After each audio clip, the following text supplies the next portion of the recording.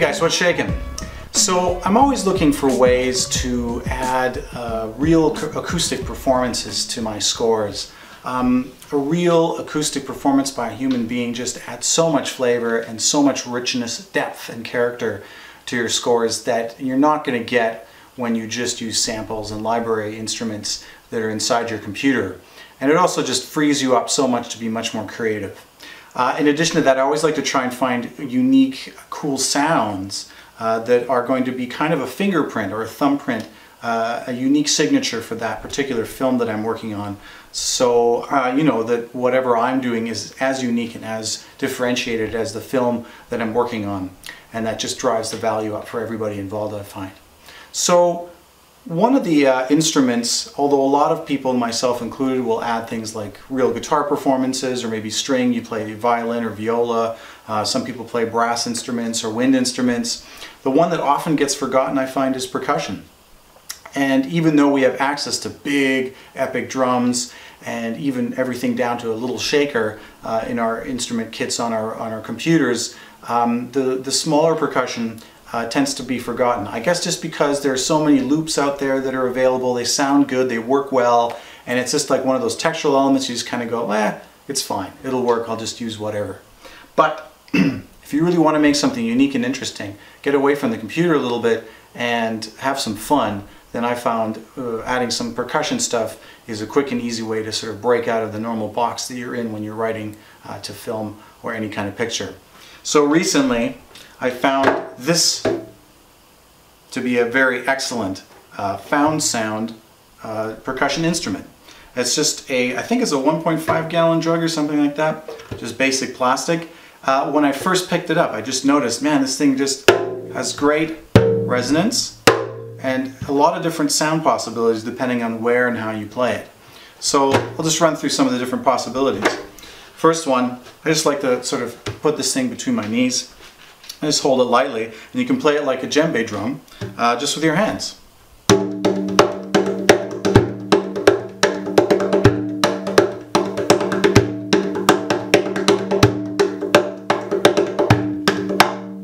So depending on where you play it, you get different resonance. You get a nice deep bass tone in the center, and a nice sharp attack on the sides. You can also flip it around and play it with hands again on the top. You get a slightly different tone out of it that way.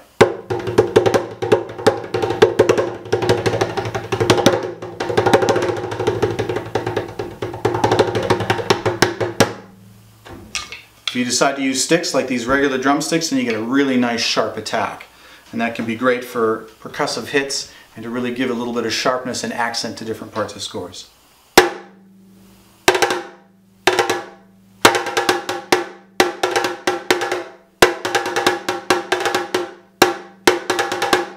Flip them around, I've got these mallets on the other side so you can get a really nice soft attack on the same thing.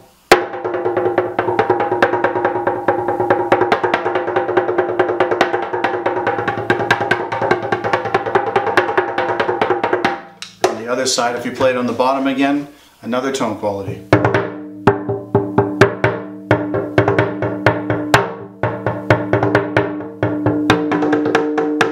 On the edge.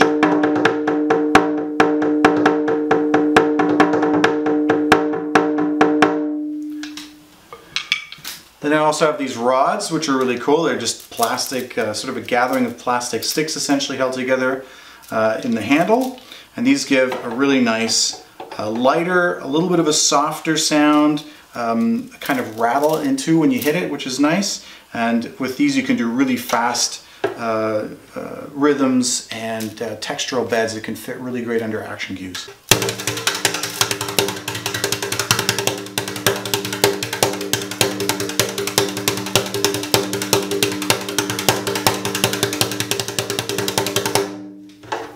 And on the other side, a little bit of a lighter tone.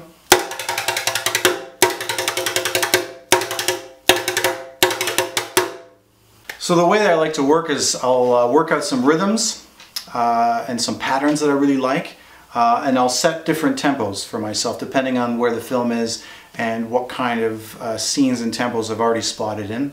And then I'll just create several layers of the same rhythmic pattern. and then you can stack those up and you create kind of a mini ensemble of yourself playing over top of yourself that then creates a really nice big thick texture.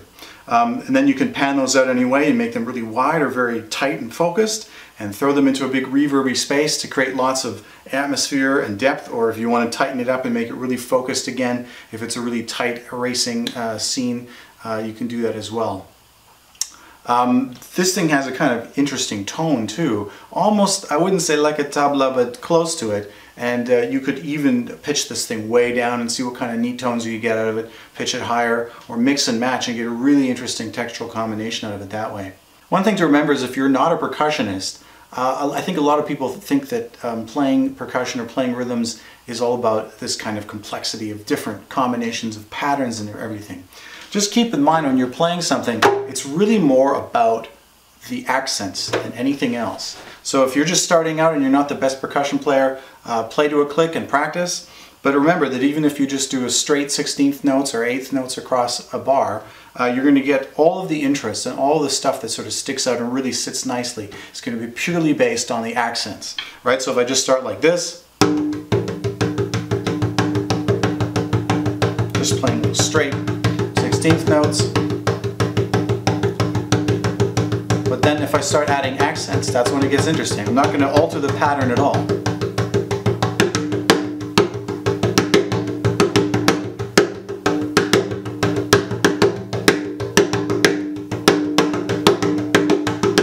And then to really push it to that next level, you want to try and make your dynamic range a little larger, right? So if your accents are there, you want to make the quiet notes even quieter and the accent notes even more accent.